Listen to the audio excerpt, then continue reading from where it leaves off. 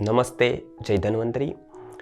पिछले वीडियो में हमने कोरोना को आयुर्वेदिक दृष्टि से कैसे समझा जा सकता है, कैसे देखा जा सकता है, उसकी बात की थी।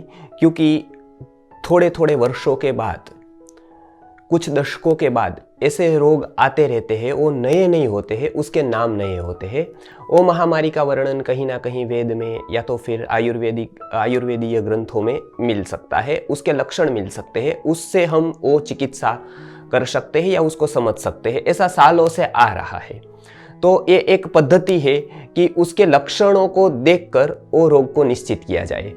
लेकिन एक बात अभी हम कहने से थोड़ा दुख होता है कि जिस देश के पास इतना बड़ा इतिहास है, इतने सारे ग्रंथ हैं और जिसके पास सबसे पुरानी लेखन कला का गौरव है और सबसे पुराने से पुराना जो ग्रंथ है आज भी, जिसको बहुत लाइब्रेरीज ने या फिर इंटरनेशनल संस्थाओं ने मान्यता दी है, ऐसे ऋग्वेद जैसी संहिता जिसके पास है, बहुत सारी आयुर्वेदीय ग्रंथ संपत्ति है, उसके पास केवल कोरोना से बचाव के लिए केवल एक हैंड सैनिटाइजर हो या फिर साबुन हो या इतना ही हो केवल, तो एक दुख की बात है। या ज्यादातर लोग ध्यान उसके ऊपर नहीं दे रहे या प्रसारित नहीं करते हैं। तो एक आयुर्वेद और वेदों का जब मैं संशोधन कर रहा हूँ, दर्शन शास्त्रों का मैंने अध्ययन किया गुरुवर्य के पास 14 साल रहकर, और संस्कृत भाषा का पूर्ण अध्ययन करने के बाद जो उसमें तथ्य निकले मुझे कि इससे हम कैसे बच सकते हैं, तो एक सामान्य तरीका यह है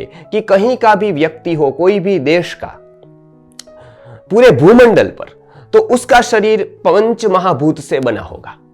तो कोई भी उसको रोग होगा तो ये पंच महाभूतों में अव्यवस्था उत्पन्न होगी ही, और वो व्यवस्थित कर देने से वो रोग ठीक हो जाएगा। इसको तो गांधी जी बहुत प्रचारित करते थे, अपनी जो निसर्गोपचार है अपना, तो इसके माध्यम से उन्होंने भी ये बताया पंच तत्व है ये।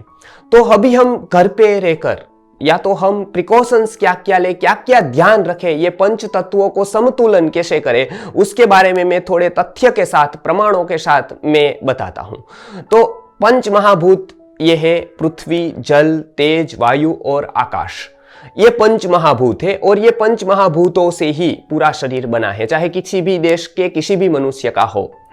तो इसमें हम देखते जाएंगे कि एक तत्व से कैसे हम उसको ठीक करके, शुद्ध करके हम अपना बचाव कर सकते हैं, अपने परिवार का बचाव कर सकते हैं और पूरे समाज का बचाव कर सकते हैं। तो अंत से देखें तो पहला ही आकाश तत्व है, जो स्पेस है, जो अवकाश है। तो स्पेस रखने की बात भी गवर्नमेंट ने कही है आज कि सोशल डिस्टेंसिंग रखे, अपने से दूरता से व्यवहार करे या तो लोगों से एक दूरी बनाए रखे, तो वो बहुत आवश्यक है और उससे इससे बचा जा सकता है, संक्रमण से बचा जा सकता है। आयुर्वेद में भी जनपदोध्वंसी जो प्रकरण आया है उसमें यही बताया है कि ये एक आकाश, मतलब कि एक दूरी बनाए रखना, कि उससे दूर रहना या बचकर रहना, ये एक उपाय है। दूसरी हम बात करेंगे जो सबसे आज लोग उपेक्षा कर रहे हैं, वो है वायु की। आज हम देखते हैं कि पर्यावरण पर पूरा खतरा मंडा हुआ है, वो वायु के कारण है। वायु दूषित होने से बहुत सारे रोग होते हैं। तो ये जनपदोध्वंस जब होता है तब पहली बात, ये दूषित वायु में ज्यादा फैलता है और शुद्ध वायु हम यदि करेंगे तो उससे हमारा बचाव हो सकता है। तो इसके लिए क्या करें? तो आयुर्वेद में एक अच्छा प्रिकॉशंस के लिए बताया है, सावधानी के लिए, कि नीलगिरी का जो तेल है, यूकलिप्टस ऑयल जिसको कहते हैं हम, तो ये उसके देखा गया है उसके संबंध में कि उसके उपयोग से हमारा श्वसन तंत्र जो है, श्वसन मार्ग है, वो शुद्ध होता है, साफ होता है। तो ये मैंने सिद्ध चिकित्सा पद्धति जो है कृष्ण गोपाल कालड़ा की, तो वो चिकित्सा प्रदीप नामक ग्रंथ में भी ये बताया है, सिद्ध चिकित्सा पद्धति ग्रंथ में भी ये बताया है, बहुत सारे जगह पर नीलगिरी तेल का उपयोग आया है। अब ये मॉडर्न तरीके से हम प्रमाण दे सके, इसके लिए मैंने एक ग्रंथ लिया है, इंडियन मेडिसिनल प्लांट, और डॉक्टर खरे ने इसमें लिखा है, इंग्लिश भाषा में ये है। और पूरे जो इंडियन जितने भी हर्ब्स है, मतलब जितने भी अपनी वनस्पतियां है उसकी प्रॉपर्टीज उन्होंने इसमें लिखी है और वो सिद्ध किया है कि ये प्रॉपर्टी होने से ये पौधा इसके काम में इस तरह से आ सकता है। तो उसमें आप देख सकते हैं कि नीलगिरी ऑयल के बारे में बताए उसमें कौन सी प्रॉपर्टी है, तो एंटीसेप्टिक है, एंटीबायोटिक है, एंटीवायरल है, एंटी फंगल है, ये सारी वस्तुएं इसमें लिखी है। आप भी वो ग्रंथ को पढ़ सकते हैं। ये मैंने थोड़े प्रमाण के लिए ये इसमें से पढ़ा, तो आज सूंघने के लिए ये बहुत उपयोगी है। इससे श्वसन तंत्र को बहुत ही फायदा मिलता है और इससे बचाव के लिए एक अद्भुत ये औषधि ध्यान में आई है। दूसरी बात, आयुर्वेद की दृष्टि से धूम एक ऐसा है, धुआं ऐसा है जिसके परमाणु बहुत ही सूक्ष्म होते हैं। दर्शन शास्त्र का अध्ययन मैंने किया, न्याय दर्शन का, तो उसमें मैंने यही जाना कि धुएं के परमाणु बहुत सूक्ष्म होते हैं। उसके जो पार्टिकल्स है वो हमारे स्किन को भी अंदर जा सकते हैं उसको पार करके, तो केवल नासिका से नहीं जाते, पूरे शरीर से उसके परमाणु हमारे शरीर में जा सकते हैं। इसके लिए आयुर्वेद में भी स्नान करने के बाद तुरंत ही पूरे शरीर में धूप लेने को कहा है, खुले शरीर से। तो ये धूप हमको बहुत रोगों से बचा सकता है। धूप एक अलग पथी है। काश्यप संहिता में धूप कल्प करके एक पूरा अध्याय है। आप काश्यप संहिता देखेंगे तो उसमें धूप कल्प करके एक पूरा अध्याय आया है। अब ये धूप किसका करे, तो इसमें तो गाय का गोबर है एक, जिसको जलाना होता है और उसके साथ कुछ औषधियां डालनी होती है। तो अभी हमने प्रॉपर्टीज देखकर कुछ औषधियों का उसमें मेल किया है। उसमें सबसे पहले गुगुल है। गुगुल का आप वर्णन देखेंगे तो आयुर्वेद में गुगुल की बहुत ही प्रशंसा की गई है। तो गुगुल रोग रक्षक है, उससे बहुत ही ऐसी प्रॉपर्टीज पाई जाती है कि वो हमारे धूप में बहुत ही उपयुक्त है। तो ये भी ये ग्रंथ में जो इंडियन मेडिसिनल प्लांट्स है उसमें एंटीबैक्टीरियल, एंटी वायरल ऐसे करके बहुत सारी इसकी प्रॉपर्टी हमको देखने को मिलती है गुगुल की। और ये गुगुल के बाद क्रम आता है कर्पूर का। तो हम देखते हैं कि कर्पूर हवा में हम रख देते हैं तो ऐसे ही वो उड़ जाता है। तो वो उड़कर वहां के जो विभिन्न प्रकार के वायरस है तो उसका सफाया करता है। तो कर्पूर अभी घर पे रखने जैसी चीज है और उसका धूप करने के लिए आयुर्वेद में कहा है। उसकी भी हमने प्रॉपर्टी देखी तो उसमें रेस्पिरेशन में खास वो इफेक्टिव है, ऐसा इसमें लिखा है इंडियन मेडिसिनल प्लांट्स में। तो कर्पूर का, गुगुल, कर्पूर, नीम के पत्ते सूखे, थोड़ा गाय का घी, इससे आप रोज सुबह सूर्योदय के समय और शाम सूर्य ढलने के बाद इसका धूप कर सकते हैं। 2-3 घंटे आराम से वो धूप रख सकते हैं, तो उससे बहुत सारा बचाव हमारा हो सकता है। इसके बाद हम आते हैं कि ये वायु की शुद्धि बताई। अभी आकाश की शुद्धि का पहले बताया मैंने और डिस्टेंस रखे। दूसरी वायु की शुद्धि के लिए एक नीलगिरी का तेल सूंघना और एक ये धूप करना ये बताया। अब तीसरी बात आती है वो है अग्नि की। तो शरीर में जो अग्नि तत्व है उसका बैलेंस करके हम कैसे बच सकते हैं उसके बारे में मैं ये वीडियो में बताऊंगा।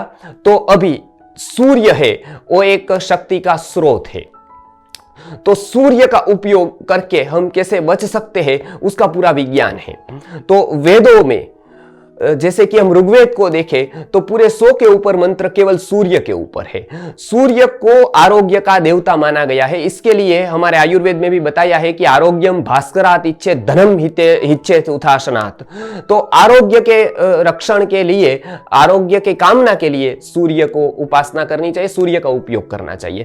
तो सूर्य के बारे में विशुद्धानंद कानन आश्रम वाराणसी में है, उन्होंने बहुत ही साइंटिफिक तरीके से सूर्य के ऊपर कार्य किया है।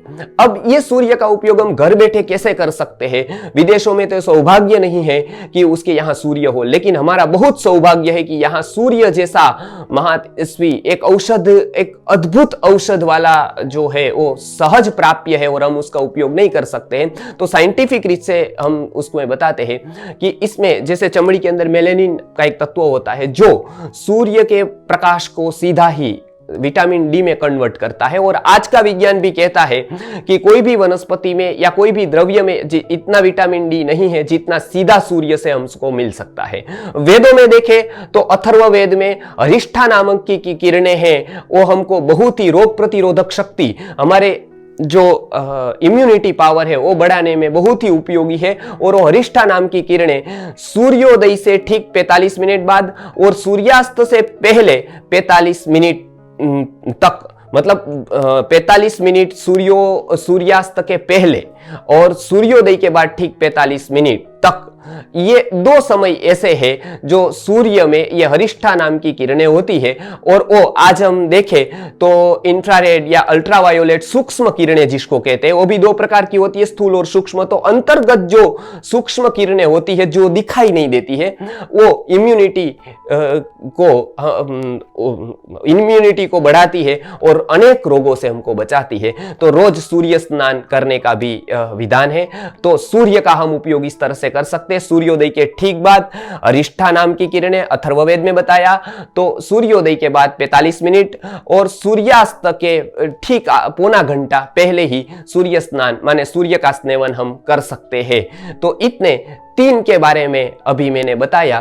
तो ये 3 द्रव्य जो है उसका हम सेवन करके, उसका हम 3 द्रव्यों का मतलब कि आकाश, वायु और अग्नि का सेवन करके हम बहुत रोगों से बच सकते हैं, अपनी इम्यूनिटी को बढ़ा सकते हैं, और कोई उपाय नहीं है। अब चौथा आता है वो जल है।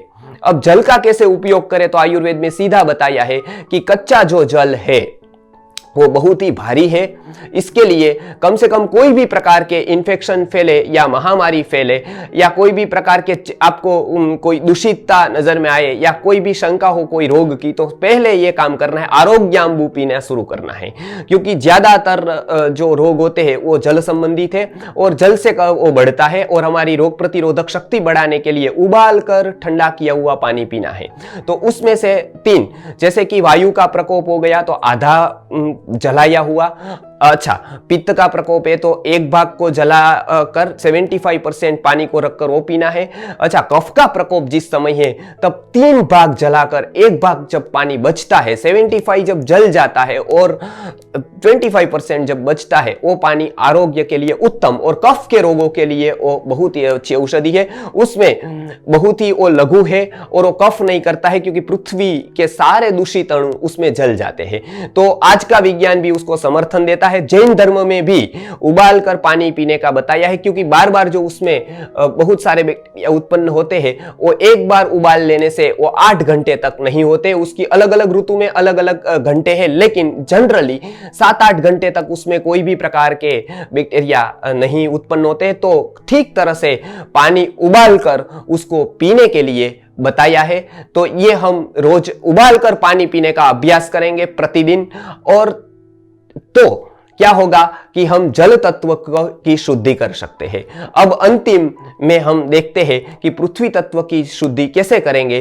तो आहार और औषध से हम पृथ्वी तत्व की शुद्धि करेंगे। तो कौन से आहार बता है, कौन सी औषधि बताई है, तो ये हम देख लेते हैं कि तुलसी है, गिलोय है, हल्दी है, अदरक है। ये जो औषधियां है उसका नियमित रूप से प्रयोग करें। इसकी भी हमने प्रॉपर्टीज देखी, तो ये सारी औषधि की बहुत सारी औषधियां देखकर ये हमने बताया है। तो तुलसी की प्रॉपर्टीज आप देख सकते हैं, वो इन्फ्लुएंजा में बहुत ही उपयोगी है, ऐसा ये ग्रंथ में लिखा है। तो ये एक हम जो श्वासोश्वास की तकलीफें है, कफ है, फ्लू है, तो उसमें बहुत ही उपयोगी ये तुलसी है। अब हम देखते हैं गिलोय की बात। तो गिलोय में भी ऐसी प्रॉपर्टी देखने को मिलती है, एटिनोस्पेरा कॉर्डिफोलिया है। तो ये गिलोय की बात हम देखते हैं, तो ये ग्रंथ में लिखा है anti inflammatory, antiseptic, anti allergic, ऐसी बहुत प्रॉपर्टी गिलोय में पाई जाती है। तो तुलसी और गिलोय को उबालकर 10 पत्ते तुलसी के, 4-5 पत्ते जो गिलोय के, उसको उबालकर फिर उसका पानी या काढ़ा पीने से हम बहुत सारे रोगों से बच सकते हैं। ऐसी अद्भुत औषधि है। भोजन से पहले अदरक का सेवन करें। तो अदरक के बारे में भी आयुर्वेद के ग्रंथों में बहुत सारा बताया है। खास करके जो मॉडर्न से के तरीके से देखें तो सोगाओल्स नाम का एक तत्व जो अदरक में होता है वो हमारी जो रोग प्रतिरोधक शक्ति है उसको बढ़ाता है। साथ में हल्दी की भी मैं बात कर देता हूं, समय कम है।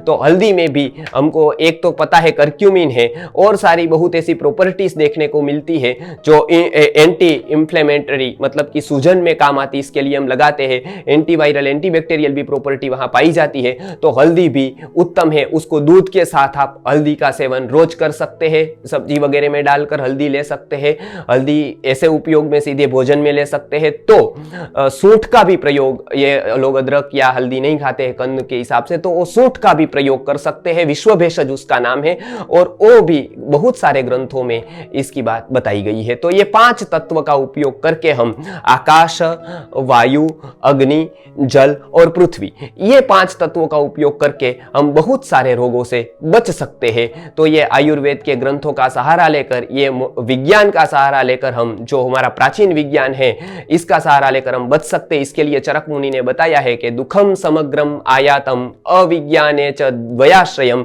सुखम समग्रम विमले विज्ञाने च प्रतिष्ठितम। समग्र सुख ये विमल विज्ञान में है, अर्थात आयुर्वेद में है। जय धन्वंतरी, नमस्कार।